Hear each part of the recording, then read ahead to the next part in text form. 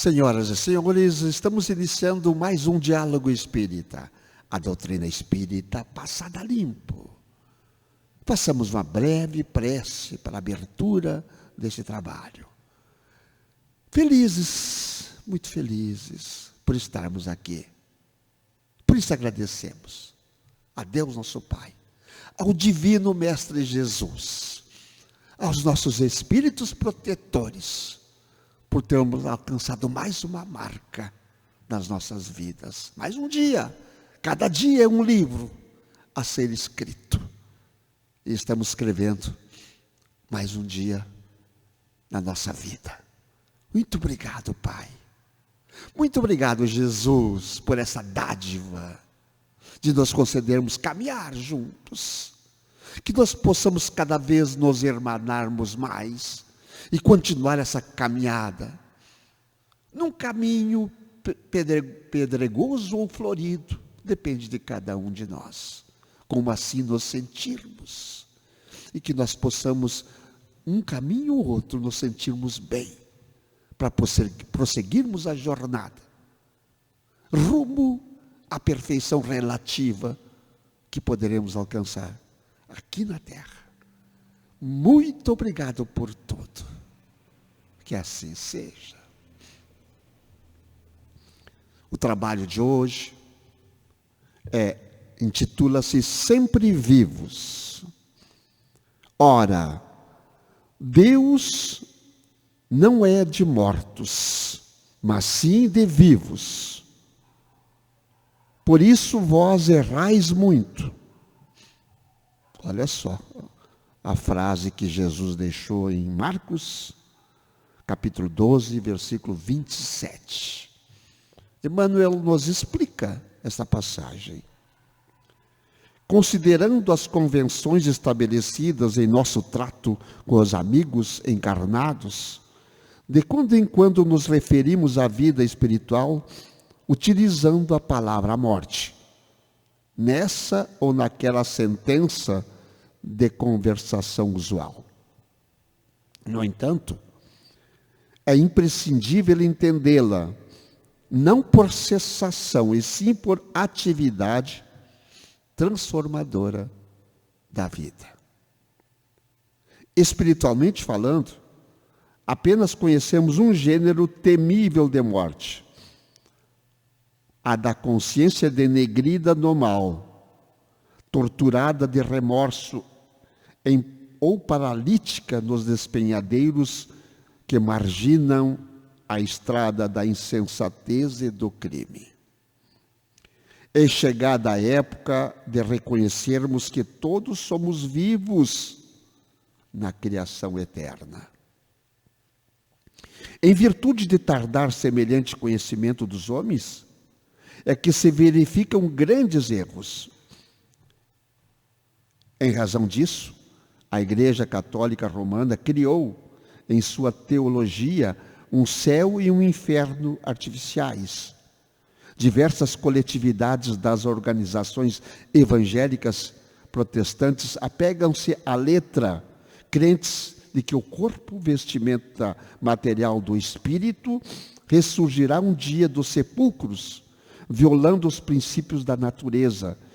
E inúmeros espiritistas nos têm como fantasmas de laboratório ou formas esvoaçantes, vagas e aéreas, errando indefinidamente, voando por aí, né? Quem passa pela sepultura prossegue trabalhando. E aqui, quanto aí, só existe desordem para o desordeiro.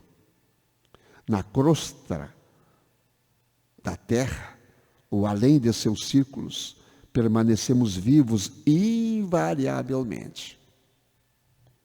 Não te esqueças, pois, de que os desencarnados não são magos, nem adivinhos. São irmãos que continuam na luta de aprimoramento. Encontramos a morte tão somente nos caminhos do mal, onde as sombras impedem a visão gloriosa da vida. Guardemos a lição do Evangelho e jamais esqueçamos que o nosso Pai é Deus, dos vivos e mortais. Ah, sim. Só encontramos a morte quando caminhamos no mal. Senão a morte não existe. Só do corpo, só da matéria. Somos espíritos imortais, portanto. Irmã Ângela, cumprimentando-a, o que encontrou no Evangelho correlata a esta lição? Cumprimentando os nossos irmãos e irmãs em casa, Deus abençoe a todos, com muita saúde, com muita paz no coração de todos vocês.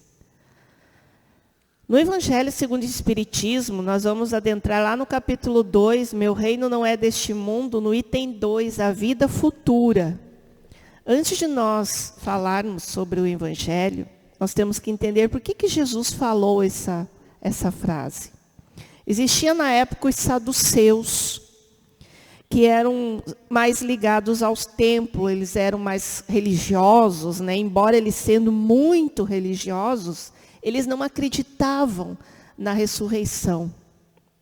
E interrogaram Jesus sobre isso. E aí Jesus diz essa frase: ora, Deus não é de mortos, mas sim de vivos. Por isso, vós errais muito.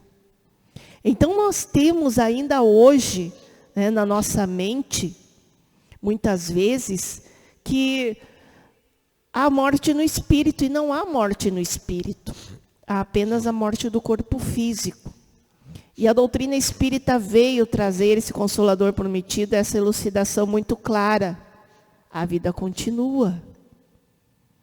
Não é apenas essa existência que nós temos. Nós já tivemos várias existências, e ainda teremos muitas, né? Porque nós estamos em busca da nossa evolução. Nós sempre estamos evoluindo. E por mais que nós estejamos do outro lado da vida, não vamos ficar estagnados, parados, sem fazer nada. Não, nós vamos continuar evoluindo. Então, aquele pai, aquela mãe, aquele irmão, a irmã, o esposo, a esposa, o amigo, a amiga que partiu, que não está mais entre nós, eles continuam vivos, caminhando na sua evolução, trabalhando, estudando, vivendo como nós vivemos aqui, apenas num outro plano. Então, essa ideia materialista de que morreu, acabou. Nós temos que tirar isso da nossa mente. Eu já não tinha isso desde a minha infância. Desde a minha infância, porque realmente eu comecei na igreja católica.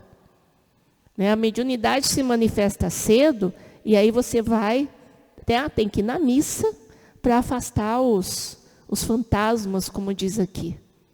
Porque os espíritos, e ainda hoje, no século que nós vivemos, as pessoas acham que espírito é fantasma. É um fantasma. Então você é um fantasma, eu sou um fantasma, o Antônio é um fantasma. Porque nós somos espíritos. A única diferença é que nós estamos aqui enxergando um ao outro, vocês estão nos enxergando, nos ouvindo, porque estamos encarnados. Mas somos espíritos. Este corpo é apenas uma vestimenta do nosso espírito. Então vejam, a ideia da vida futura já começa lá no Evangelho, no início, lá no capítulo 2 já. Porque Jesus diz, por essas palavras, Jesus claramente está se referindo à vida futura. Por que ele fala isso? Porque quando ele foi à presença de Pôncio Pilatos, Jesus respondeu. Quando Pilatos diz, você é o rei deles, Jesus disse, tu dizes que eu sou o rei. Nasci e vim a este mundo para dar testemunho da verdade. Todo aquele que pertence à verdade ouve a minha voz. Então Jesus fala essas palavras porque ele claramente se refere à vida futura. Ele apresenta em todas as circunstâncias como a meta que tende a humanidade e como devendo ser objetivo das principais preocupações do homem sobre a terra. Todos os seus ensinamentos se referem a esse grande princípio. Realmente, sem a vida futura, a maioria desses preceitos de moral não teria nenhuma razão de ser. Nós nos preocupamos muito, muito com a nossa existência atual, com essa vida. E Jesus nos traz isso. A nossa meta, né, deve ser a nossa preocupação, o nosso objetivo, não vou dizer preocupação, o nosso objetivo enquanto encarnados aqui é a nossa evolução espiritual para seguirmos a nossa vida futura. E essa lição mexeu muito comigo, bastante, porque eu ainda tenho apego em muitas coisas. E o apego é o maior entrave. É o apego que nos faz ver essa palavra morte como algo terrível. Quando uma doença assola um familiar nosso, uma doença grave, e nós automaticamente, qual é a primeira coisa que vem à nossa mente? A morte. Né? A morte. Quando nós estamos com um familiar na UTI, e o médico chega e diz, está desenganado. Qual é a primeira palavra que vem? A morte. Mas a morte naquele sentido terrível, como se tudo acabasse. Como se tudo deixasse de existir. Como se aquele ser, aquele nosso familiar ali, aquele nosso companheiro, nosso amigo, nunca mais fosse existir. E isso ainda está muito vivo dentro de nós. Por quê? Pelo apego. Por ainda não internalizarmos dentro de nós essa visão realmente espiritual que a vida continua, da vida futura. E isso é um trabalho diário. E não é fácil, gente, não é fácil. Porque nós temos esse apego, né, irmão? Então não é fácil nos libertar, principalmente desses apegos emocionais. Nós temos que entender exatamente isso aí que a irmã está falando. E o que Jesus disse para nós, é para todos os tempos, né? Ora, Deus não é de mortos, mas sim de vivos. O que Jesus quis dizer? Isso está em Marcos lá, eu não estou inventando nada. Que ninguém morre. Que lá e aqui a vida continua. Só que nós precisamos ter esse entendimento de que quem está falando, quem está escutando, eu estou falando hoje como Antônio, ela como Ângela, mas já fomos Maria, João, Pedro, tantas outras pessoas já tivemos em outras encarnações. E de lá e de cá continuamos vivos. Esse ser pensante, falante, esse ser é o mesmo. Mas como pode isso? Eu sei que é difícil de entender. Mas a lógica nos diz que isso é real. É só cada um de nós pensarmos se isso não é verdade. Pensa um pouquinho lá. Está me escutando agora? Ninguém morre. Jesus disse isso. Deus não é de mortos. E lá tem uma passagem evangélica, deixa que os mortos enterrem seus mortos. Mas aquele morto do mal. Quem está morto é quem está no mal. Quem são os diabos? São os nossos adversários. Opa, mas não tem o diabo, o Satanás, o Lúcifer? Não, são os nossos adversários. E às vezes eu sou o próprio adversário meu. Quando eu me torno um demônio. Quando eu agrido. Quando eu mato. Quando eu lanço bombas. Quando eu brigo. Quando eu fico com ódio. Eu sou o próprio demônio, meu. Eu sou o próprio adversário. E aí estão os demônios. Estão nas ruas. Nas ruas, gente. Quando brigam nas ruas, nos automóveis.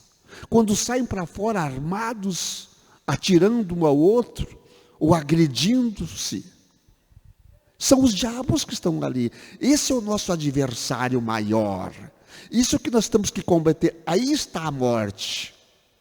Quando estamos no mal. Porque a outra morte não existe. Somos espíritos imortais. Jesus foi claro. Deus não é de mortos. E sim dos vivos. Deus é dos vivos. Eu lembro que quando eu era criança eu ouvia, morreu, acabou.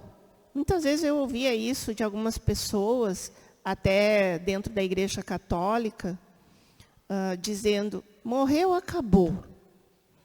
E eu ficava pensando, tá, então por que eu nasci? Se eu vou acabar no nada. Não faz sentido. Porque primeiro vinha aquela lição, Deus criou a perfeição, Deus criou os seres perfeitos. E aí eu ficava pensando, mas se Deus criou, por que Ele vai fazer a gente deixar de existir? Por que eu estou aqui então? Né? Por que eu estou aqui, se eu vou virar pó? E aí eu pensava, né, na minha mente, eu não quero virar pó. Isso já é um pensamento que cada espírito tem, né? Porque tem lá dentro de si a consciência de que a vida continua, de que nós vamos continuar a nossa existência.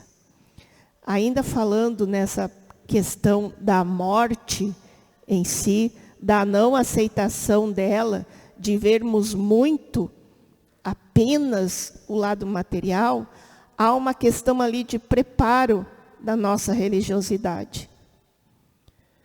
Porque enquanto nós vivemos apenas a matéria, nos preocupando muito em ganhar dinheiro, em ter fama, em ter sucesso, nos preocupando muito com o corpo físico, né, fazendo cirurgias, ficando diferente, modificando. Enquanto nós ficamos nos preocupando com essas questões apenas materiais, o que acontece? Acontece que, no momento em que acontece um fato na minha vida, porque até aquele presente momento a minha vida é perfeita. Eu sou bem-sucedido na vida material, eu sou bem-sucedida na vida social, aqui, né? Mas aí acontece um fato na minha vida. Uma doença me pega, um familiar, de repente, uma pessoa próxima ali do meu lado. Uma doença gravíssima que não tenho o que fazer, que nem todo o dinheiro que eu tenho, nem todo o conhecimento que eu tenho vai resolver. O que acontece, eu me desespero. Eu entro em depressão. Eu fico desesperado. Porque faltou a religiosidade dentro de mim. Por isso a importância, irmã Ângela, de termos a ideia maior, a irmã citava uma igreja antes, que todas as igrejas são boas. Quando falta religiosidade, justamente é a chegada a Deus. E todas elas, da forma que elas acreditam, elas tentam levam chegar a Deus, cada uma então, delas. por isso que é importante que nós digamos assim, pratique uma religião, viu? Pratique uma religião. Escolham uma e pratiquem. Praticar uma religião, ter o hábito da oração, de se ligar a Deus. Né? Embora eu tenha sido em meu início lá na Igreja Católica, mas eu fui um início a Deus. Eu tive uma ligação com Ele. Ali eu aprendi, junto com a minha falecida avó, né, aqui na Terra, porque ela continua no plano espiritual. Falecida não existe. Né? A dobrar os joelhos, ela católica, orar o terço. Imagine uma menina de 8 anos rezando o terço todinho de joelhos. Mas eu rezava. Mas ali ela me ensinou a importância do quê? Da humildade. Quando dobramos os nossos joelhos, nós dobramos o nosso orgulho, nós dobramos a nossa impaciência, né? Nós nos dobramos a nós mesmos. Ela me ensinou a ligação com Deus através do Pai Nosso, da oração do Santo Anjo, que hoje eu vejo que parece que foi meio esquecido, né? Na minha época a gente rezava muito quando era criança. Eu ensinei meus filhos também a oração do Santo Anjo, da Ave Maria. Ah, mas eu sou espírita, eu sou evangélico. Nossa Senhora não existe. Para que venerar? Não é questão de venerar.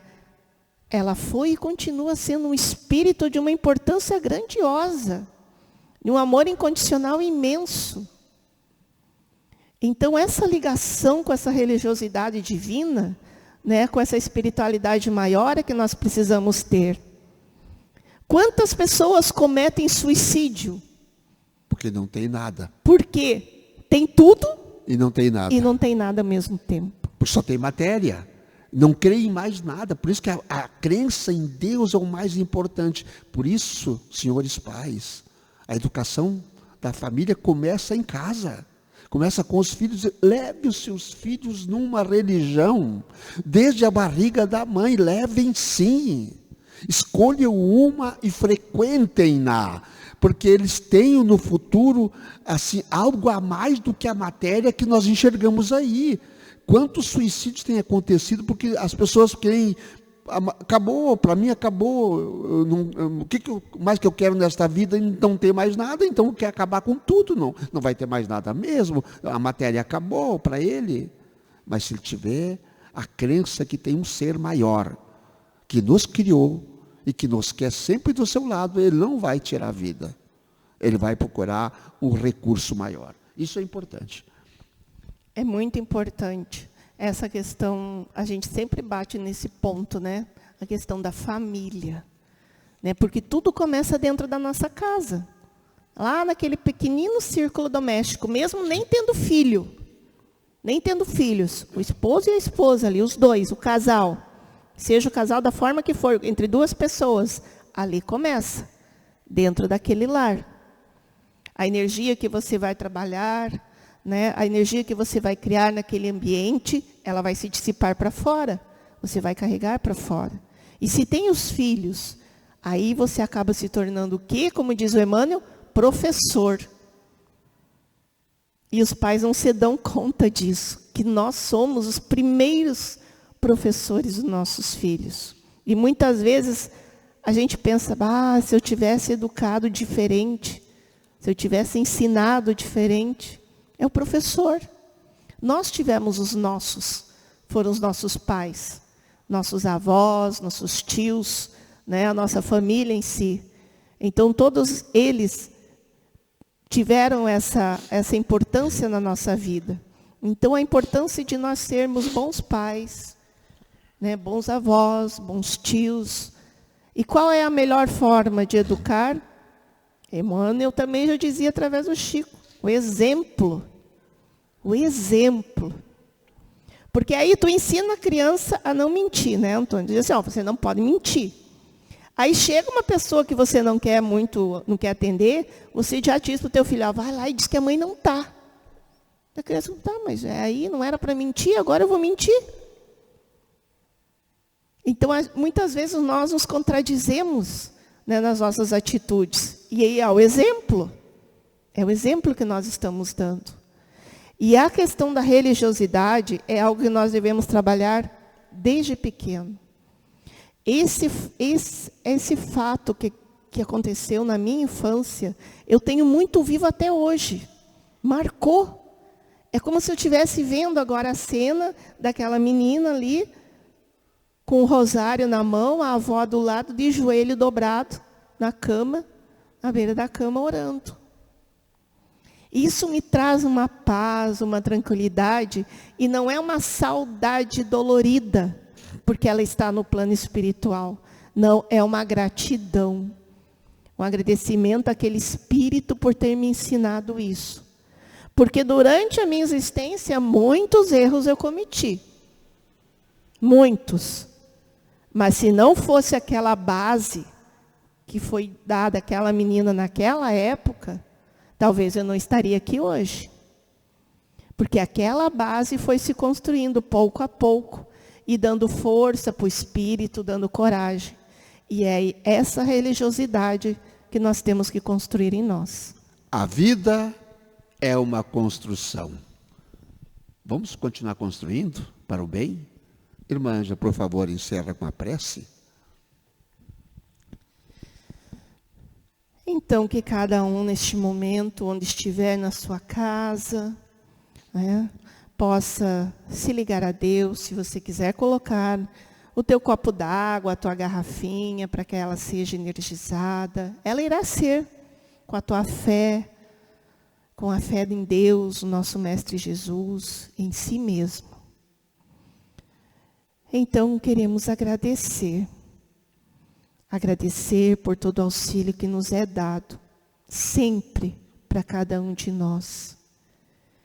E humildemente queremos pedir Pai de poder e bondade, te rogamos, Senhor, com muita humildade no nosso coração, as tuas bênçãos, os teus bálsamos da cura a todos os nossos irmãos doentes, aqueles irmãos e irmãs que estão com problemas de câncer, problemas renais, cardíacos, irmãos que estão sobre um leito, sem poderem se mover. Senhor, dai a todos o alívio no seu corpo físico e espiritual. Renova a coragem e a esperança a esses seres, aos seus familiares, que possam também ter a mesma força, a mesma fé e esperança em seus corações. Que todos esses espíritos, a cada um de nós, possamos ter na nossa consciência que somos criaturas eternas. Somos espíritos que sempre continuaremos vivos. E enquanto aqui estivermos, que possamos ter a coragem, a fé viva dentro dos nossos corações. E que o amor de nossa Mãe Maria dê também a todos esses irmãos doentes o alívio, a paz, a alegria de viver em seus corações. Senhor, que a tua luz divina nos ampare, hoje, amanhã e sempre. Que assim seja.